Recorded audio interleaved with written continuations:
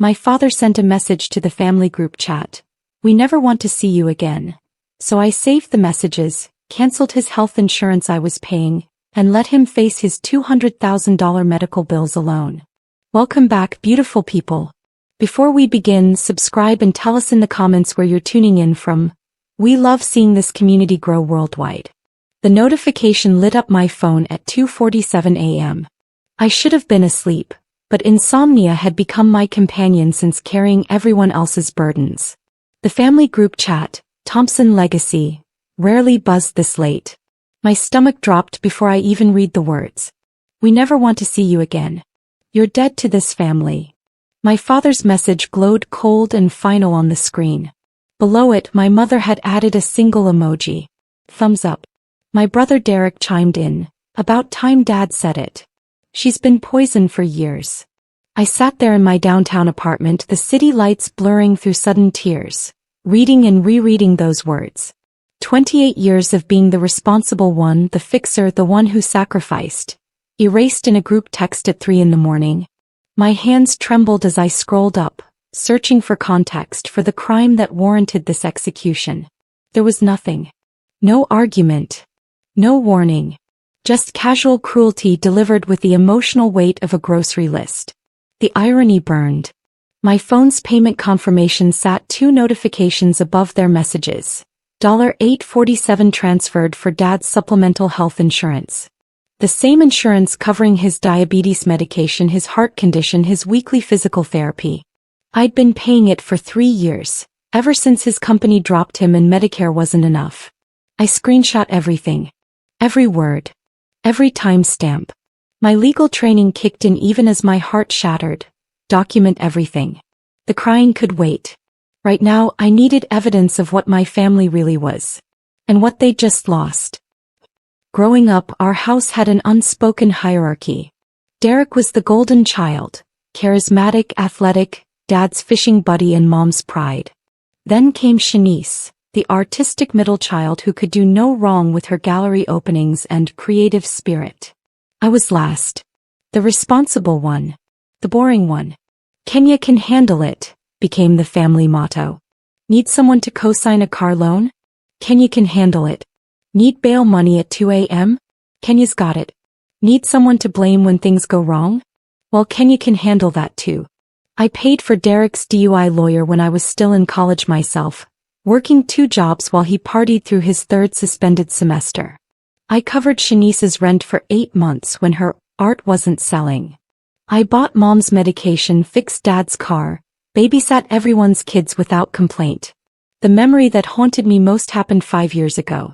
I'd been accepted to a prestigious law fellowship, full ride, connections that could transform my career. It required relocating for 18 months. I'd made the announcement at Sunday dinner, nervous but excited. Dad's face had hardened. That's selfish, Kenya. Your mother needs you here. Family comes first. Or did that fancy education make you forget where you came from? Derek had laughed. She's always been too good for us anyway. Let her go play big shot. I'd stayed. Turned down the fellowship. Took the local public defender job instead. And nobody ever acknowledged what I'd given up. That sacrifice became my prison sentence. 7 days before the text, I'd driven 2 hours in a thunderstorm because Dad's blood sugar had dropped dangerously low and Mom couldn't handle it alone. I'd found him sitting at the kitchen table eating ice cream while Mom watched her shows. Why didn't you take your insulin? I'd asked, exhausted, water still dripping from my jacket. Don't you take that tone with me, he'd snapped. I'm still your father. I don't need some high and mighty lawyer telling me what to do in my own house. Mom had barely looked up. You're always so dramatic, Kenya. He's fine. You didn't need to rush over here like the house was burning down. I'd taken his vitals, checked his medication schedule, restocked their fridge with diabetic-friendly options I'd purchased. $300 at the organic market because Dad deserved the good stuff. They hadn't said thank you. Derek had called later asking why I was bothering them so much. The Thursday before the text, Shanice had called crying. Her latest boyfriend had left, taking her rent money. Could I cover her? Just this once? It was always just this once. I can't this month, I'd said gently. My car needs new brakes and I've got student loans. Of course, she'd interrupted, voice turning cold. When we need you, you're suddenly broke. But you had money for that fancy work trip last month. That work trip had been a mandatory conference I'd paid for myself. The Sunday before everything imploded, Mom had called with her sugary voice, the one that always preceded a demand disguised as an invitation.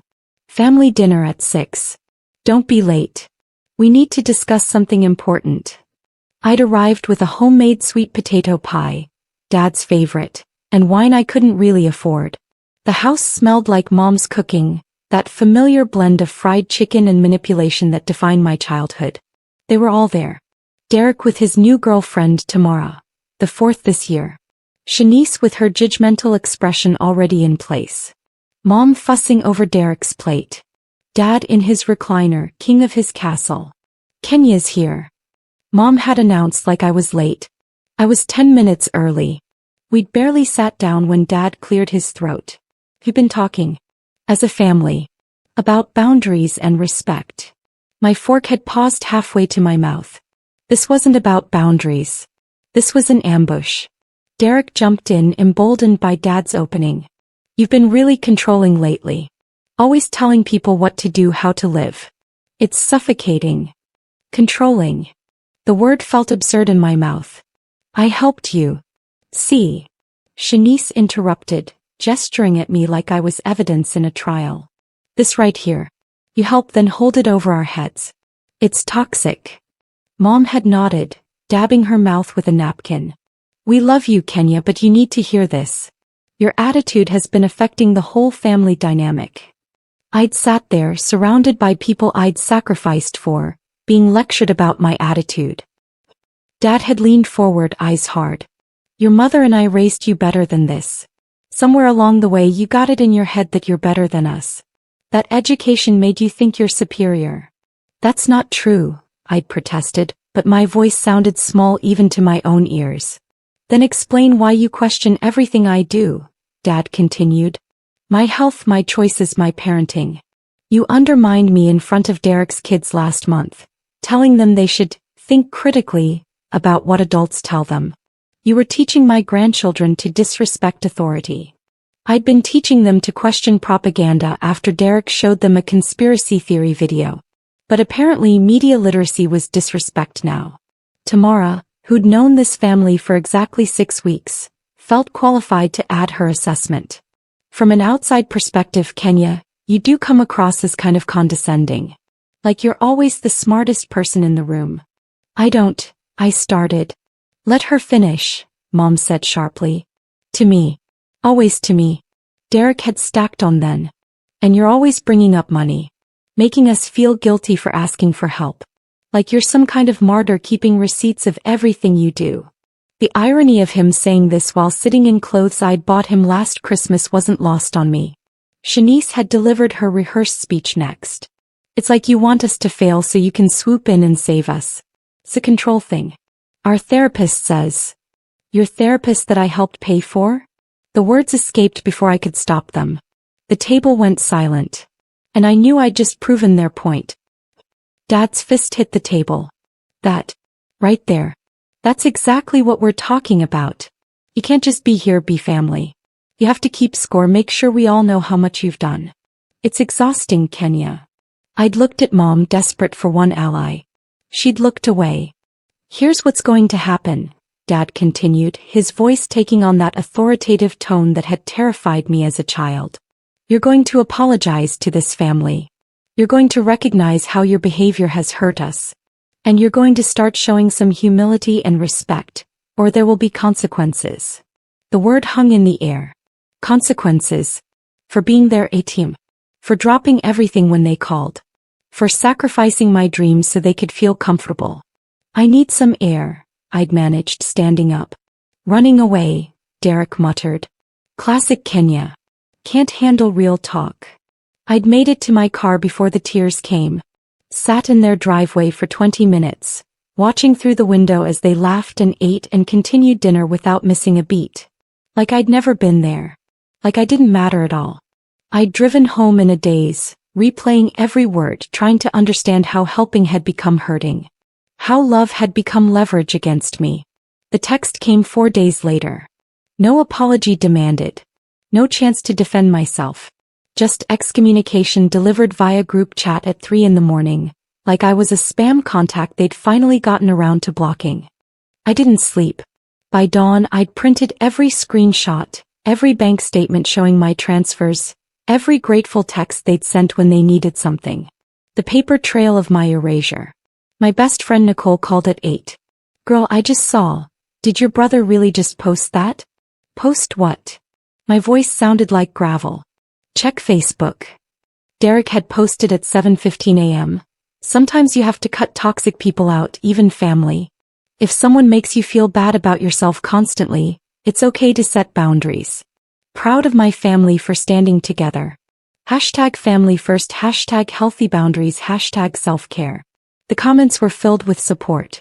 Friends I'd known for years, extended family, all congratulating him on his courage. Not one person had asked for my side. Then I saw Shanice's post, "Been dealing with a family situation. Reminder that blood doesn't excuse emotional abuse. Grateful for parents who taught me to stand up for myself. Love you, Mom and Dad." They were controlling the narrative, painting me as the villain before I could even process what happened. Nicole's voice brought me back. "Kenya, what actually happened? This doesn't sound like you." I told her everything. She listened in growing horror. "They've been gaslighting you for years. You know that, right? This whole thing, it's projection. They're toxic, so they're calling you toxic first." My father told me they never want to see me again, Nicole. In a group text. At 3 in the morning. After I just paid his insurance premium. "Wait, you're still paying for everything." His insurance. Mom's car payment. I co-signed their refinanced mortgage 3 years ago. Nicole was quiet for a long moment. "What are you going to do?" I couldn't make decisions yet. First, I needed information. Years as a public defender taught me that emotion makes bad strategy. Facts make cases. I pulled my phone records. Counted the calls. I'd initiated 3 conversations in the past 6 months. They'd called me 47 times. 41 were requests for money or help. 5 were complaints about something I'd done or hadn't done. 1 was mom butt dialing me. I checked my bank statements, really checked them this time. In 3 years, I'd transferred $47,000 to various family members. Derek owed me $12,000 he'd promised to pay back. Shanice owed $8,500. Dad's insurance was $847 monthly. Mom's car payment was $320. I'd paid for family dinners, gifts for nieces and nephews, emergency vet bills for Shanice's dog, Derek's phone bill when he was between jobs for 9 months. I made $68,000 a year. My rent was $1,400. After family obligations, I lived on basically nothing. Then I found the real gut punch. I logged into Dad's insurance portal. I was the policyholder after all. His claims history loaded slowly. There, buried in the medical records. Appointments with an oncologist. My father had cancer. Stage 3 colon cancer. Diagnosed 4 months ago. Currently in treatment. They hadn't told me. Through every dinner, every forced conversation, every lecture about my attitude, nobody mentioned my father was fighting for his life. Because telling me would mean needing me, and they'd already decided I was the problem. I called the oncologist's office, identifying myself as the insurance guarantor. "Can you tell me about the outstanding balance?" "Let me check." Mr. Thompson's account shows $197,000 in pending claims from his surgery and ongoing treatment. Insurance has covered most, but his out-of-pocket maximum and some specialized treatments. The balance is $197,340. I sat with that number for hours. $197,340. Without the insurance I was paying for, that number would be over $800,000. Every month I paid that premium. I was literally keeping my father alive. The father who told me he never wanted to see me again. My phone rang. Unknown number. I almost didn't answer. "Is this Kenya Thompson?" A professional voice, female. "Yes."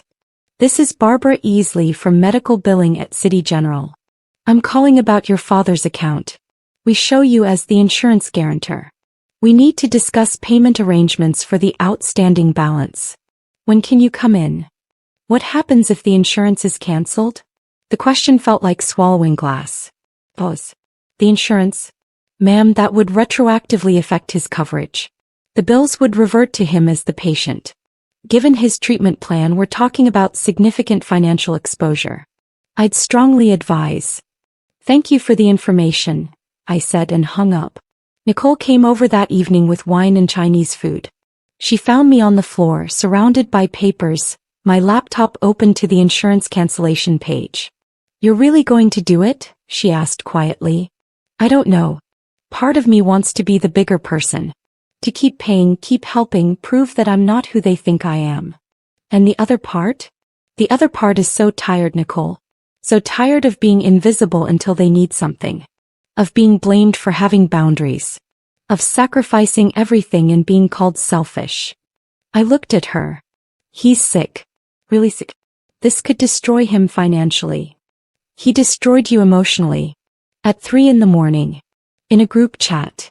Nicole sat beside me. You didn't create this situation. They did. My phone buzzed. The family group chat, which I apparently hadn't been removed from. Derek, Dad's treatment is going well. Doctor says the prognosis is good if he sticks with it. So grateful we have good insurance. They were talking about the insurance I paid for like it was their blessing. Their good fortune. No mention of where it came from. Shanice replied, Mom and Dad taught us to take care of ourselves. So proud of how they're handling this challenge. Family sticks together. Family sticks together.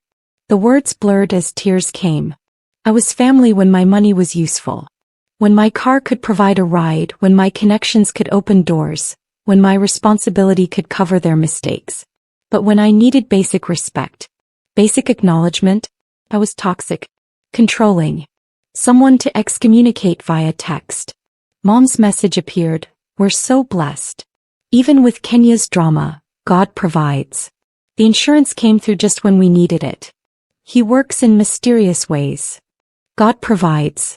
Not Kenya provides. Not Kenya sacrifices. God. Mysterious ways. That's when something inside me shifted. I opened my laptop. Found the insurance company's website. Navigated to the cancellation page I'd been staring at for days. My hands didn't shake anymore. This wasn't anger. It was clarity. I clicked through the prompts. Confirmed my identity. Selected cancel coverage. The system asked for a reason. I typed, financial hardship. Can no longer afford premiums. It wasn't even a lie. Are you sure you want to cancel? This action cannot be undone. Coverage will terminate in 30 days. I looked at my phone. At the group chat where my family thanked God instead of me. Where they stood together against the daughter who'd only ever stood for them. I clicked confirm. The first call came on day 23 of the cancellation period. Dad's insurance company, informing him of the pending termination. He called me 6 times in a row. I didn't answer. Then Derek called. Then Shanice. Then Mom. My phone lit up like a Christmas tree of panic. Finally, a text from Dad. Call me now. There's a problem with my insurance. I waited 4 hours. Let them marinate in the same anxiety they'd served me for years. When I finally called back, Dad answered on the first ring. Kenya. Thank God. There's some mistake with my insurance. They're saying it's being cancelled. You need to call them and fix. It's not a mistake, I said calmly. I cancelled it. The silence stretched like taffy. You what? His voice dropped to a dangerous whisper. Do you understand what you've done? I have cancer, Kenya. I'm in treatment. Without that insurance. You have cancer, I repeated. For 4 months. Nobody told me. Because telling me would mean acknowledging that I matter. That I provide something valuable. That I'm family. This isn't about. You told me you never wanted to see me again. You meant it, right? So this is me respecting your wishes. I'm removing myself from your life.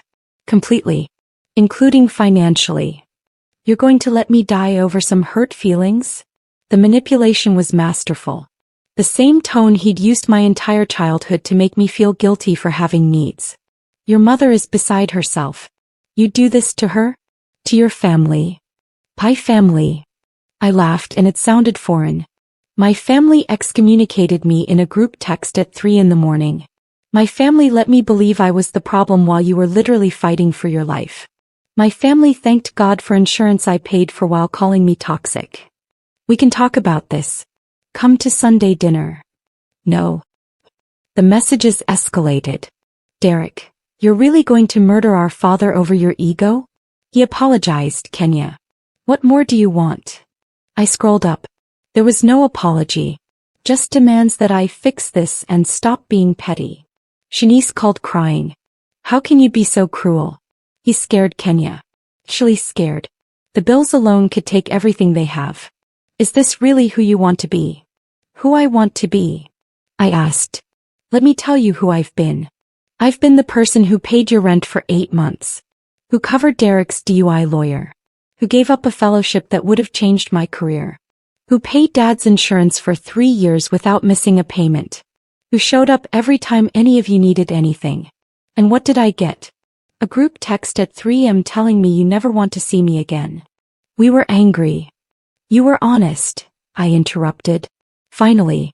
You showed me exactly how much I matter when I stop being useful. And I heard you.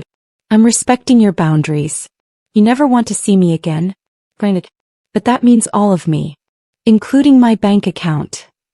She tried another angle. Think about Mom. This will destroy her. The stress. Mom gave my concern a thumbs up emoji. She gets to live with that choice. Extended family started reaching out. Aunt Carol, I heard about the situation. You know your father can be difficult, but he's still your father. Family forgives.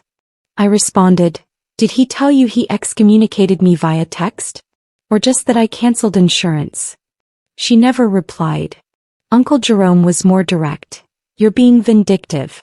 Using money as a weapon. I expected better from you. Funny, I wrote back. Nobody expected better from them when they used me as an ATM for years. The insurance terminated on a Tuesday. By Thursday, the hospital had contacted Dad about the outstanding balance and the future costs without coverage. By Friday, Derek posted, "Pray for my family. We're going through something difficult.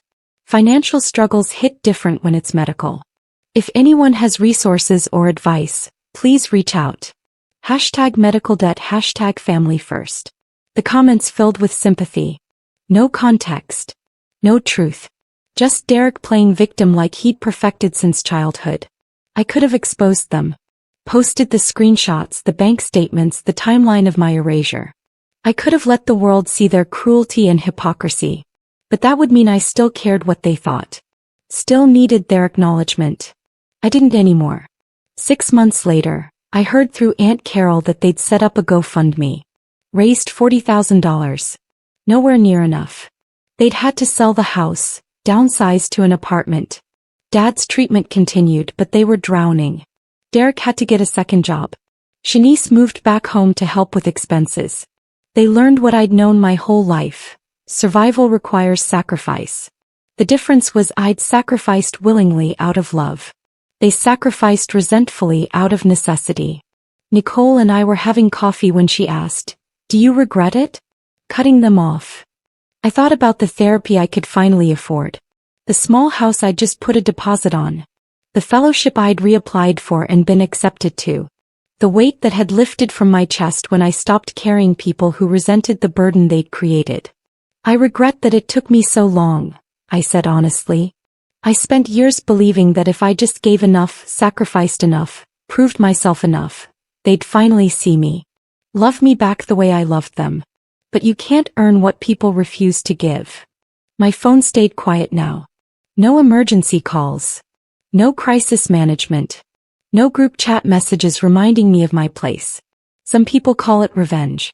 I call it boundaries. They never wanted to see me again, and I'd simply made that wish permanent. They taught me that family was conditional. I finally learned the lesson.